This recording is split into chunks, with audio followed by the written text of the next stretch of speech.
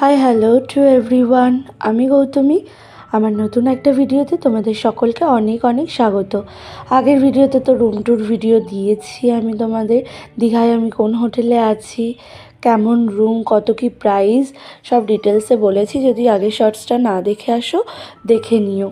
তো রুমে এন্টার করার পর ফ্রেশ হয়ে আমি 1 কাপ চা খেয়ে নিয়েছিলাম, কারণ খুব ঘুম পাচ্ছিল। তারপর বাসে যে টিফিনটা প্রোভাইড করা হয়েছিল, জুসটা বাদ দিয়ে কেকটা চায়ের সাথে খেয়েছি।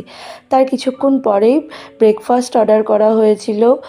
ব্রেকফাস্টে ছিল আলুর পরোটা, দই, কুলচা আর ছোলে ভাটুরে।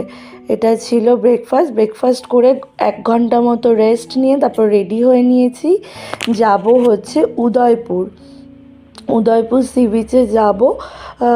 তো সেজন্য রেডি হয়ে নিয়েছি। এই যে আমার ফুল লুক, ঠিক আছে।